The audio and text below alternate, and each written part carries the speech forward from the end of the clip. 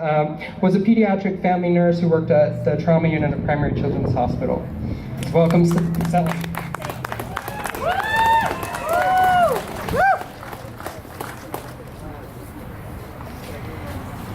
Thank you for having me here at this critical time in our country.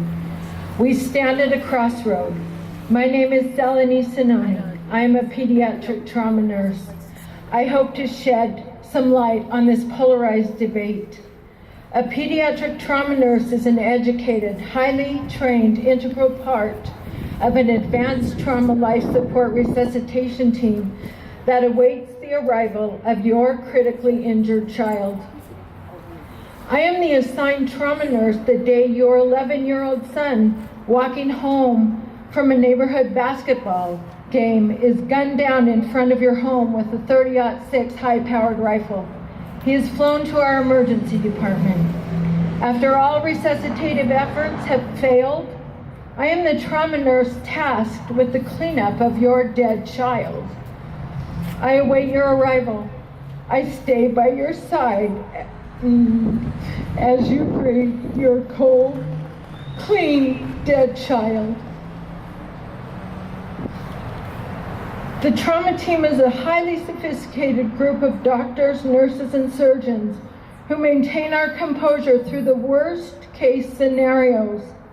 It is when we hear your screams, see your denial and terror, it is then that we become human. It is then that we may momentarily lose our composure.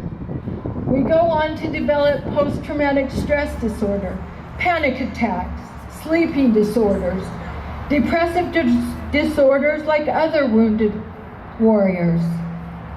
Hours later, we learn that the shooter of your child is not a sniper. It is another child, one who recently completed his hunter's safety class. This child shot your child from his bedroom window across the street of your safe upper-class Utah neighborhood. We are told this child then killed himself with the same gun used to shoot your child. Both families lose their only child this sad day. We are in shock. We know shock kills. My experiences with such scenarios such as these are too numerous to count. Such as a 9-year-old who straps on a loaded gun around his torso and walks down a dirt road and shoots and kills himself. Such as a 13-year-old boy who goes to his best friend's slumber party and is shot in the face by his young friend and lies paralyzed in the ICU until he dies 2 days later. Such as a daddy who frantically arrives to greet his critically injured 12-year-old suicide victim's son in the trauma room where I wait with the boy. I tell Dad, it's okay to talk to him and touch him. This daddy picks up his son's bloody head and buries his face in the blood and brain matter and sobs as he tells his boy, "You are the best boy.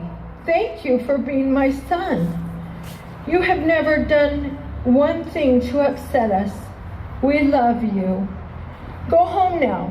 Go home to your Heavenly Father. Enough is enough." These are my patients and these are your children.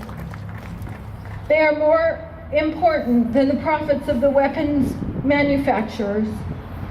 Since 1996 and the Dickey Amendment, Congress has blocked research and funding for the study of gun violence in America.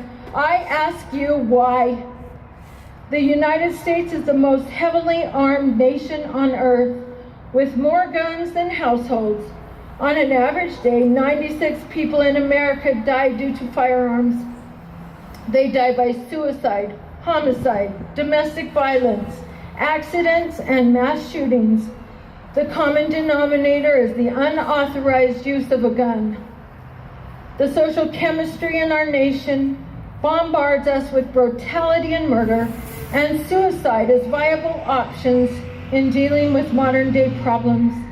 In the final analysis, we have succeeded in the desensitization of our society.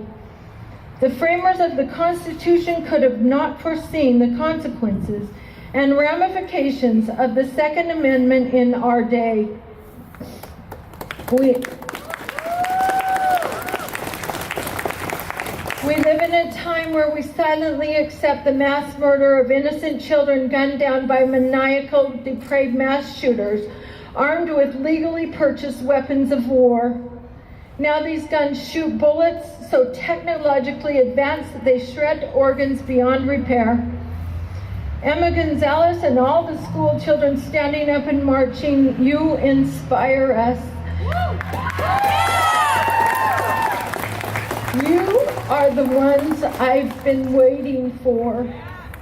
Bravo for you. You are very brave. You have the right to life, liberty, and the pursuit of happiness. May God bless you and keep you safe. I had no opinion regarding the political debate surrounding guns 20 years ago. Some issues find you. I was a single mother of 4 small children who worked to save the lives of other children round the clock. I did not even realize this debate existed.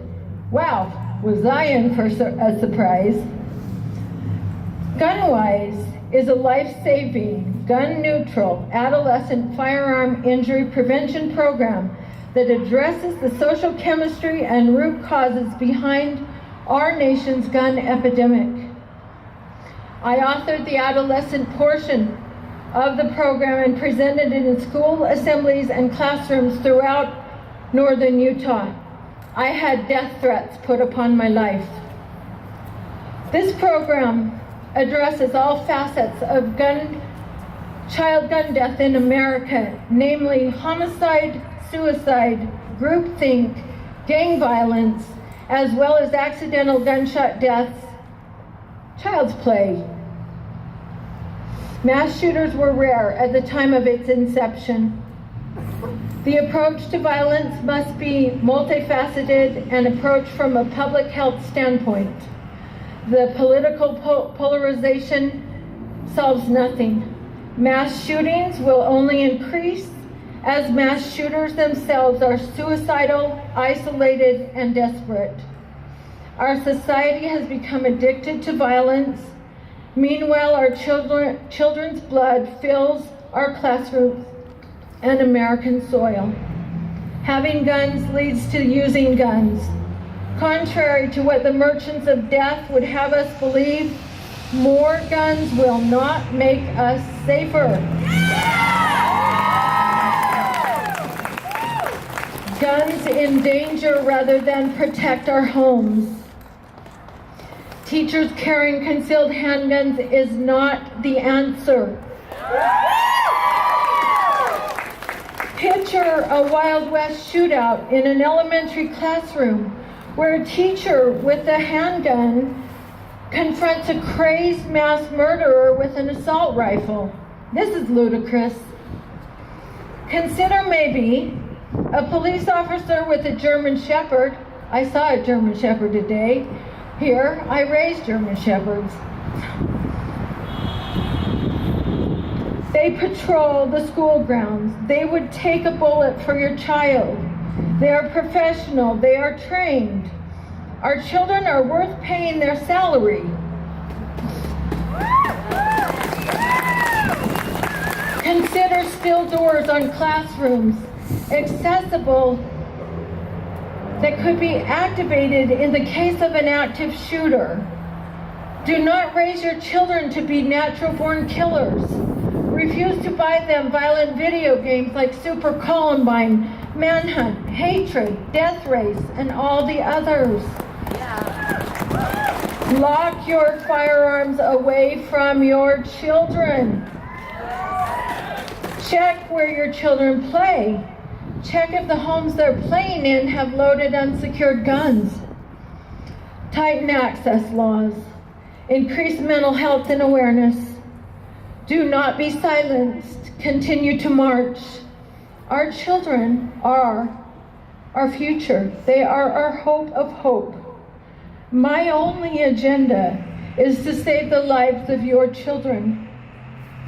I have lived the nightmare. I have done the research. Maybe by raising my voice, one child's life will be spared. Then all of the tears, sorrow, and pain will not have been in vain. Thank you for allowing me to share my story. I wish you peace. Let's have a good march.